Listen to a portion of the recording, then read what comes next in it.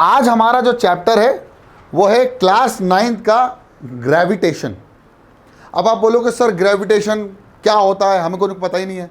लेकिन हम आपको पहले से ही बता दें कि ग्रेविटेशन नाम सुनते से ही हमारे दिमाग में सबसे पहले क्या आता है, अर्थ हमको खींच रहा है।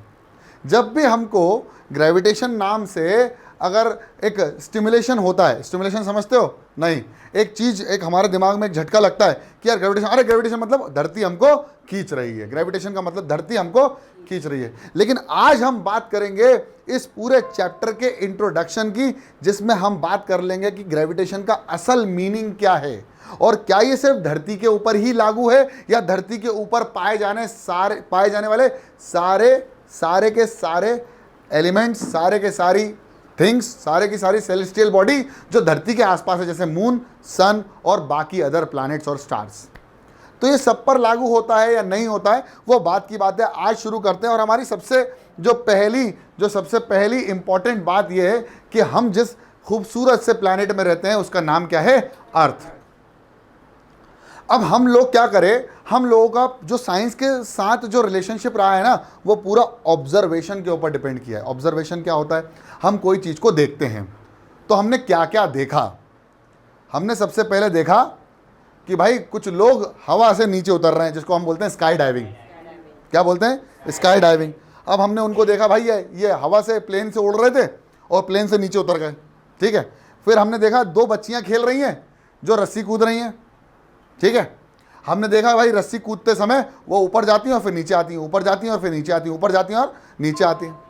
फिर हमने एक व्यक्ति को देखा जो वो पानी पी रहा था, एक व्यक्ति पानी पी रहा है। ये सब चीजें किससे रिलेटेड हैं, ये सब चीजें एक साथ, इनका कोई रिलेशन है क्या, कि जो हर व्यक्ति बनाई, हमारे पास कोई चुंबक ना हो या हम आयरन के ना बने हो, लेकिन तब भी हमारे साथ ऐसा क्या होता है जो हम धरती से चिपक जाते हैं या पानी हमारे मुंह में आ जाता है।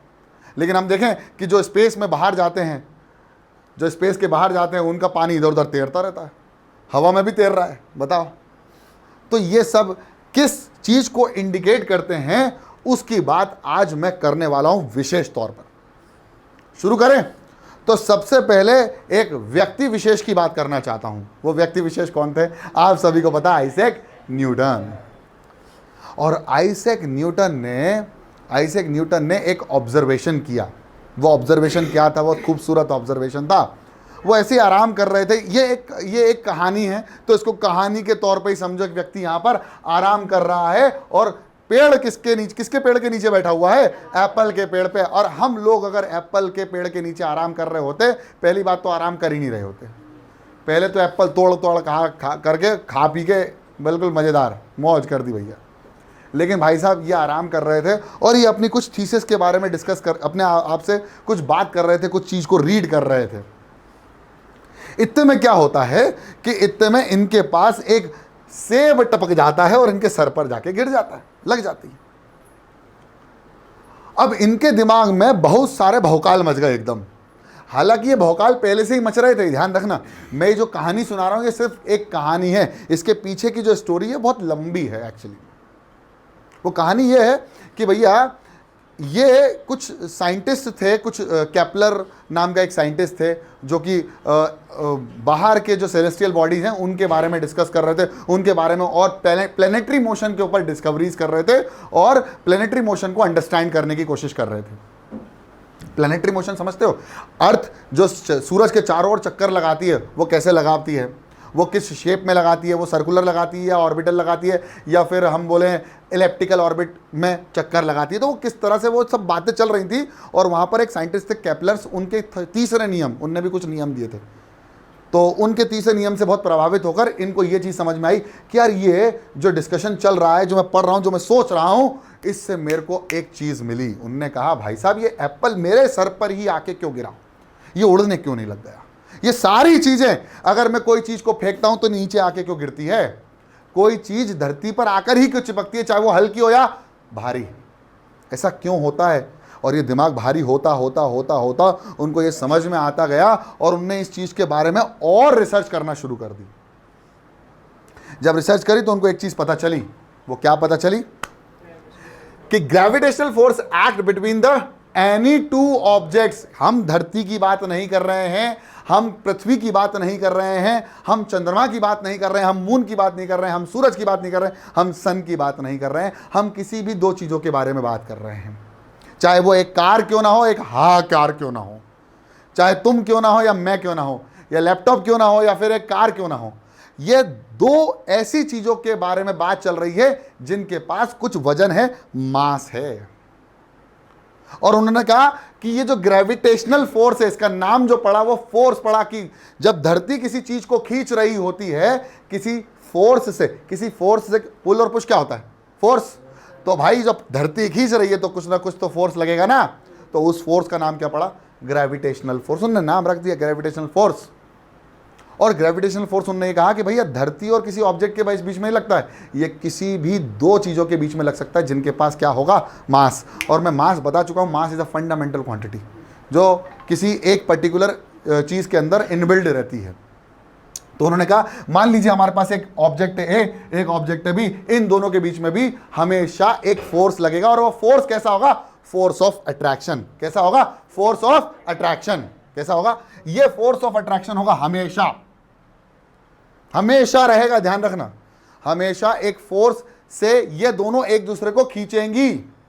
खींचना मतलब पुल, ठीक है, जैसे अर्थ हमको खींचती है वैसे एक फोर्स ऑफ अट्रैक्शन से हर एक चीज, दुनिया की हर एक चीज जिसके पास क्या है, मास है, वो एक दूसरे को क्या करेंगी, पुल करेंगी, खींचेंगी with a force, and that force is known as gravitational force. क्या बोलते हैं उसको, ग्रेविटेशनल फोर्स। बहुत शानदार। जैसे आपको कार पसंद है ना, आपको कार पसंद है ना, तो यहां पर भी एक व्यक्ति है, जैसे मैं मान लेता हूं ये मैं हूं और ये ऑडी R8 है, मुझे बहुत पसंद है, तो मैं इसको खरीदना चाहता हूं, मैं इसकी तरफ क्या हो रहा हूं, अट्रैक्ट हो रहा हूं, मैं हो रहा हूं या वो कर रही है या वो मेरे तरफ हो रही है, वो बात एक ही है, मतलब एक दूसरे की तरफ, एक दूसरे, दो चीजें एक दूसरे को क्या कर सकती हैं, अट्रैक्ट कर सकती हैं। अब यहीं पर बात करते हैं कि हमारे पास कुछ सेलेस्टियल बॉडीज भी हैं, ये भी देखो अट्रैक्शन हो रहा है। अब हम बात कर लेते हैं, यहां पर हमारे पास एक जुपिटर और एक अर्थ है, ये जुपिटर है और ये अर्थ है, तो यहां पर दो प्लैनेट्स भी क्या करेंगे, एक दूसरे को क्या कर रहे हैं, अट्रैक्टिव फोर्स से एक दूसरे को खींच रहे हैं। ये न्यूटन बाबा ने वहां पर एप्पल के गिरते से ही चमत्कारिक परिवर्तन लेके आए और उन्होंने एक लॉ बना डाला, तो लाइफ जिंगल वाला। तो उन्होंने कर दिया, यहां पर भी दो प्लैनेट्स एक दूसरे को क्या करती हैं, अट्रैक्ट करती हैं, मतलब लॉ ऑफ ग्रेविटेशन या gravitation force will be always attractive.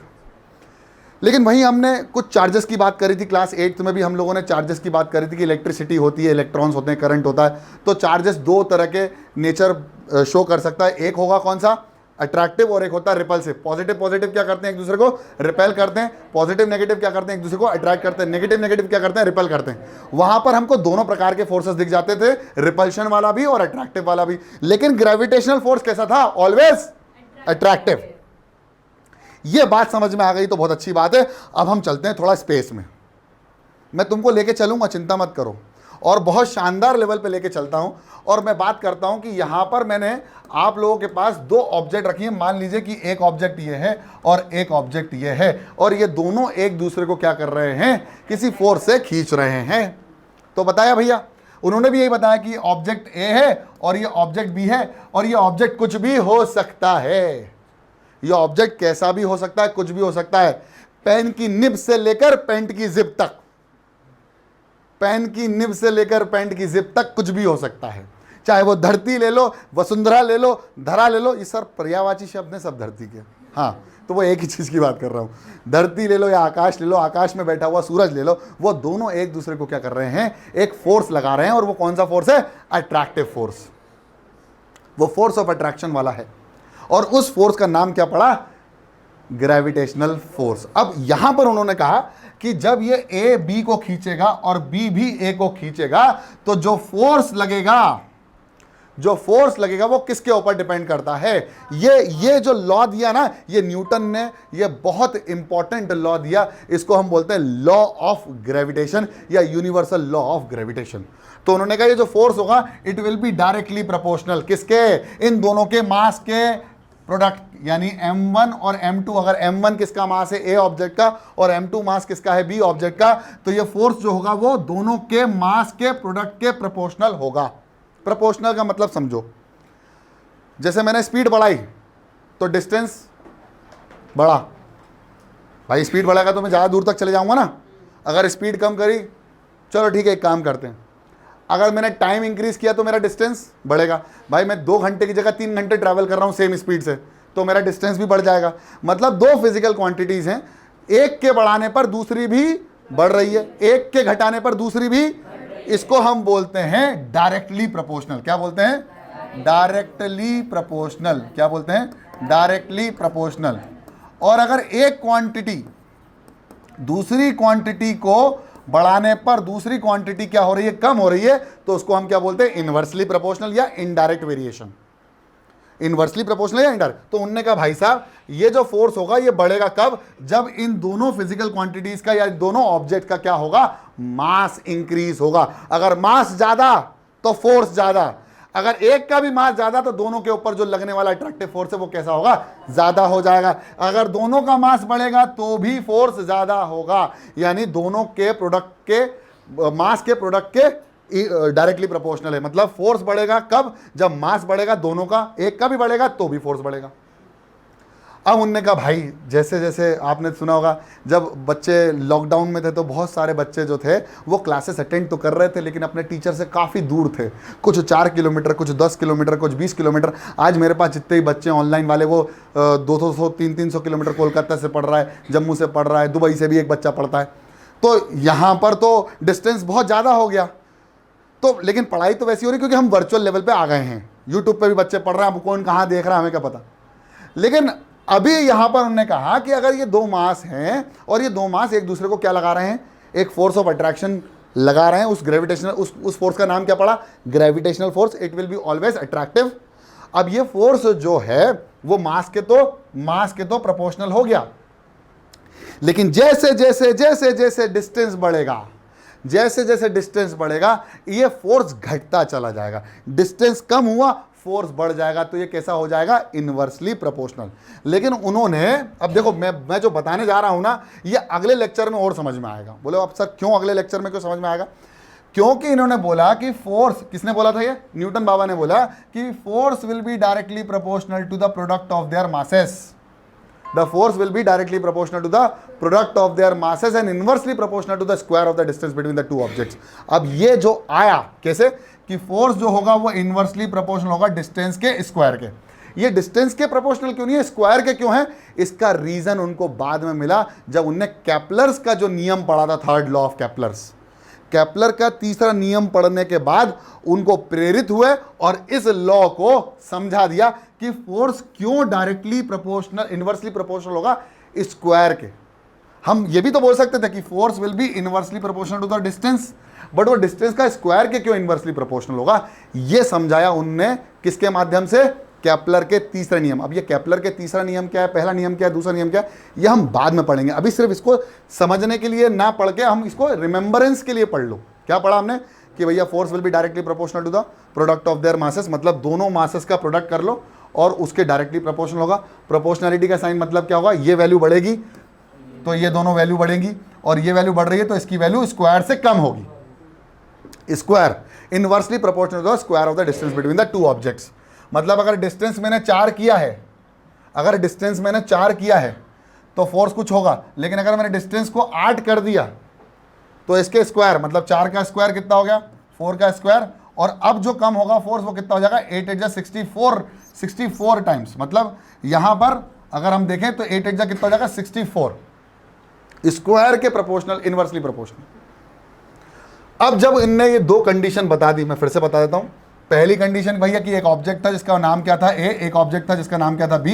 इन दोनों के बीच का डिस्टेंस कितना था? आर, और इसका मास कितना था? m1, इसका मास कितना था? m2। उन्होंने कहा भैया दोनों एक दूसरे पर कौन सा फोर्स लगाएंगे? Gravitational force. और वो फोर्स कैसा होगा? Always attractive. और वो अट्रैक्टिव फोर्स है, इसका मतलब क्या है कि force will be directly proportional to m1 into m2। और इसी लॉ को जो निकालने वाले हैं ना हम लॉ, उसको बोला law of gravitation, universal law of gravitation, and inversely proportional to the square of the distance between the two masses. 2 object है, उन दोनों के बीच का डिस्टेंस जो भी होगा उसके स्क्वायर के इनवर्सली प्रोपोर्शनल होगा। हम डी भी लिख देते हैं भाई, हम डी भी लिख देते हैं। हम 12th में यार इसको आर इस्तेमाल करते हैं ना, हम डी स्क्वायर भी लिख सकते हैं, एक्स स्क्वायर भी लिख सकते हो, 2 स्क्वायर भी लिख सकते हो, मत लिखना। अरे टू थोड़ी ना, टू तो कांस्टेंट हो गया ना। We need to use a variable, whatever the variable you want. P square भी लिख सकते हैं, पुनीत सर का पी स्क्वायर, डी का डी स्क्वायर भी लिख सकते हैं, और आर का आर स्क्वायर भी ले सकते हैं। हम आर लेते हैं भैया। अब इसका आर लेने का रीज़न मुझे एग्जैक्टली तो नहीं पता, लेकिन मैं इसका एक सही रीज़न तुमको दे सकता हूँ ताकि तुम चुप हो जाओ। बाद में अगले लेक्चर में दे दूंगा, ठीक है। तो इन दोनों को जब हम लोगों ने, इन दोनों इक्वेशंस को हमने कंबाइन किया तो हमको ये समझ में आया कि प्रोपोर्शनैलिटी का साइन है तो एक प्रोपोर्शनैलिटी का साइन लगा दो, क्योंकि कोई कांस्टेंट तो ऐड होना ही है।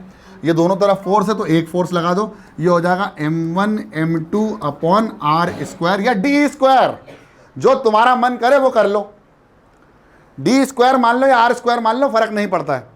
अब जब हम इस प्रोपोर्शनैलिटी के साइन को हटाएंगे तो क्या लगाएंगे, एक constant that is equal to लगाएंगे, और एक कांस्टेंट लगा देंगे जिसका नाम है जी। अब ये के भी हो सकता था, ये के भी हो सकता था, ए भी हो सकता था, बी भी हो सकता, अप टू जेड कुछ भी हो सकता था, लेकिन उन्होंने क्या यूज किया, जी, क्योंकि जी फॉर ग्रेविटेशन, उन्होंने जी इस्तेमाल कर लिया, जी। और ये हो गया m1 m2 upon R square. और इसी एक फेमस इक्वेशन को, इस फेमस इक्वेशन को कि दो ऑब्जेक्ट जो कुछ दूरी पर हैं उन दोनों पे जो फोर्स लग रहा है वो फोर्स ऑफ अट्रैक्शन है, वो फोर्स कितना लगेगा, F is equal to G m1 m2 upon R square, where G is called proportionality sign या प्रोपोर्शनैलिटी कांस्टेंट। प्रोपोर्शनैलिटी साइन ये, तो इसको हटाया तो क्या लगा दिया, एक constant, and that value of G is equal to, ये name of that G is equal to universal gravitational, इसको क्या बोलते हैं, यूनिवर्सल ग्रेविटेशनल कांस्टेंट, इसको क्या बोलेंगे, universal gravitational constant, and the value of G will be equal to 6.67 into 10 to the power -11। ये magnitude है, ये क्या है इसकी मैग्नीट्यूड यानी वैल्यू। अब इसकी वैल्यू चेंज नहीं होगी, ये यूनिवर्स के किसी भी हिस्से में चले जाओ, मून पे चले जाओ, अर्थ पे चले जाओ, अर्थ के बाद मून पे चले जाओ, मून के बाद वापस अर्थ पे आ जाओ, तुम पाकिस्तान चले जाओ या हिंदुस्तान चले जाओ, इसकी वैल्यू कांस्टेंट रहेगी। जुपिटर पे चले जाओ, कहीं भी चले जाओ, the value of G will be equal to 6.67 into 10 to the power -11। और इसकी यूनिट कैसे निकाली है, उसकी यूनिट ऐसे निकाली है कि भाई देखो f की वैल्यू किसके बराबर है, g m1 m2 upon R square. अब इसकी यूनिट निकालने के लिए हम g को लिखेंगे F R square upon m1 into m2 is equal to G. बोलो हाँ या ना, लिख देंगे। अब g की वैल्यू की यूनिट कैसे आएगी, देखो f की यूनिट क्या होती है, न्यूटन, तो हमने लिख दिया f को क्या लिख दिया, न्यूटन। ये r है, r काय में नापते हैं, मीटर में, r काय में नापते हैं मीटर में, तो मीटर इंटू मीटर तो हो जाएगा मीटर का स्क्वायर, बोलो हाँ या ना, अपॉन मास काय में नापते हैं, केजी में, तो केजी इंटू केजी क्या हो गया, केजी का स्क्वायर, तो आता है न्यूटन मीटर स्क्वायर पर केजी स्क्वायर। और this is how we have found the unit of universal gravitational constant. Is it clear to all of you, समझ में आ गया, बहुत शानदार। तो यही था, देखो आगे अगर हम बात करें Newton universal law of gravitation, तो हर एक ऑब्जेक्ट एक दूसरे को क्या करता है, एक फोर्स ऑफ अट्रैक्शन से या फोर्स से खींचता है, और ये फोर्स कैसा होगा, ऑलवेज अट्रैक्टिव रहेगा, है ना। अब which will be directly proportional to the product of their masses, therefore F is directly proportional to m1 into m2, और inversely proportional to the square of the distance between the two object, that is f is inversely proportional to, या f is directly proportional to 1 upon R square, या f is inversely proportional to R square.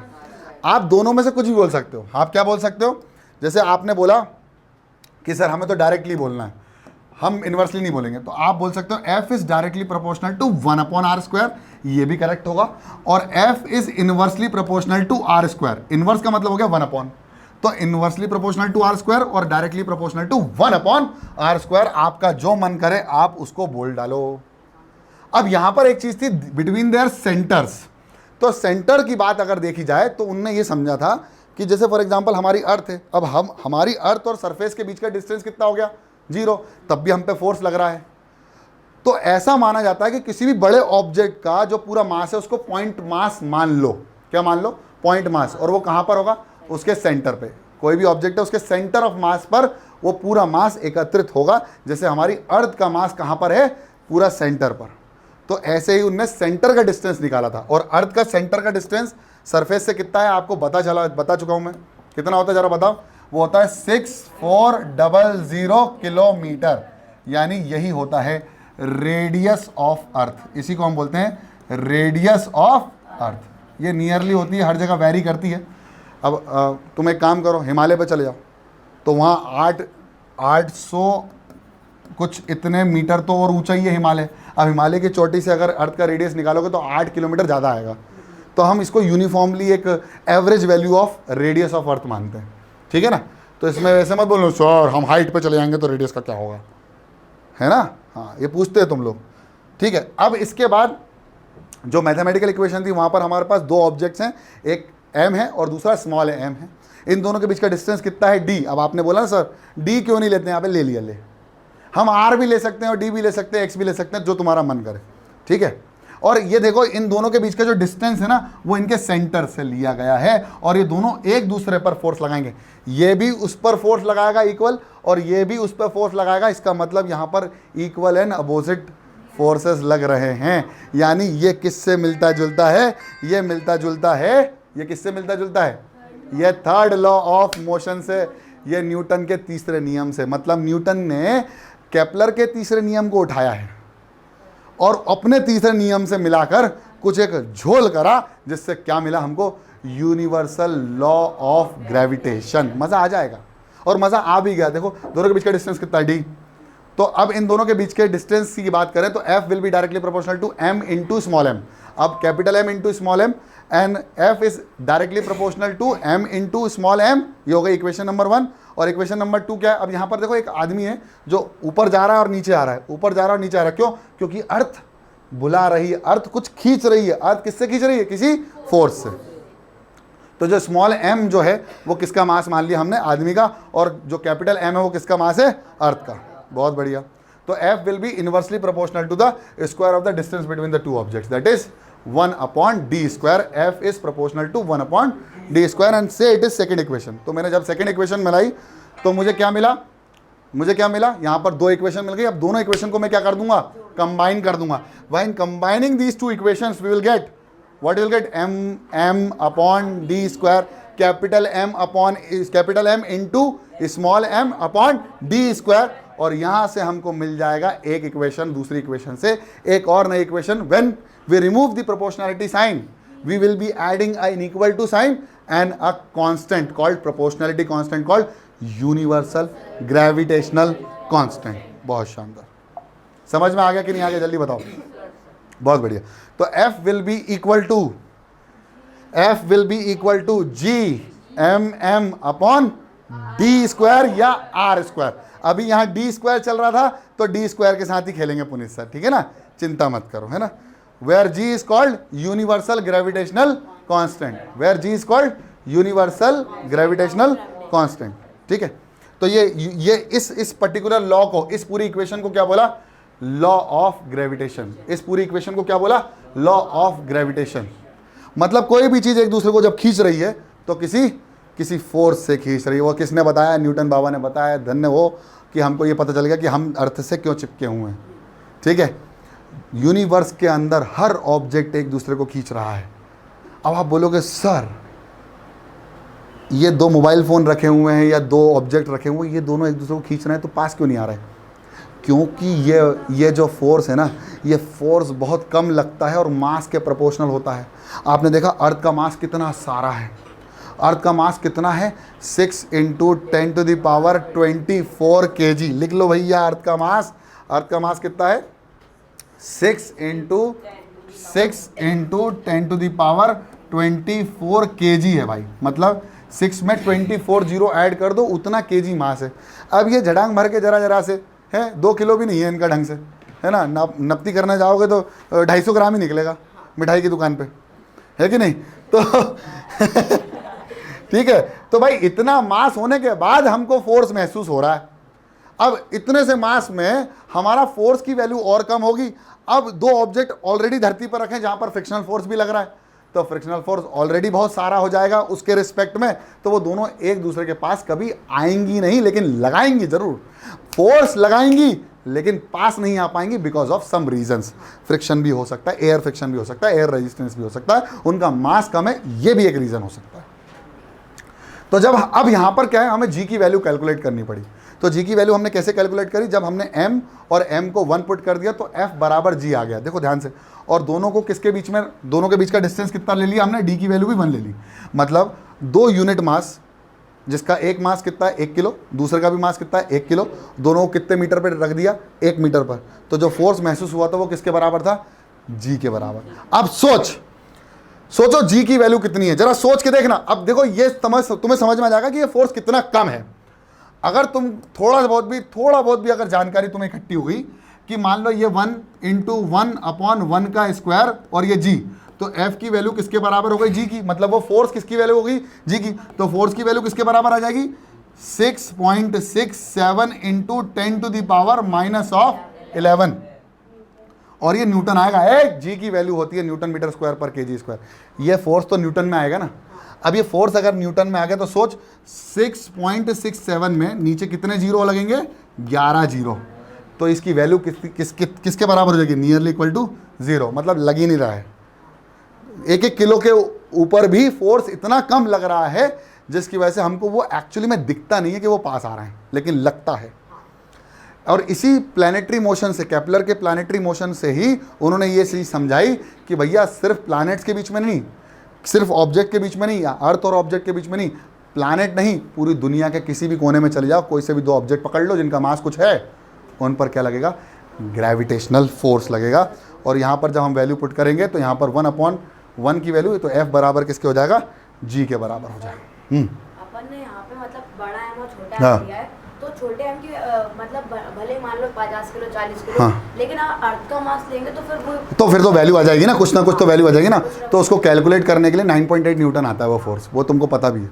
Acceleration due to gravity आता है, अगर 1 kilo पर लगाए तो 9.8 Newton आ जाएगा, अगर 1 किलो पर धरती फोर्स लगाएगी तो सीन ये है, मेरा जो कहना चाहता हूँ वो यह कहना चाहता हूँ कि अगर मैं यूनिवर्सल ग्रेविटेशनल कांस्टेंट की बात करूं तो वो वैसे ही ऑलरेडी उसकी वैल्यू बहुत कम है।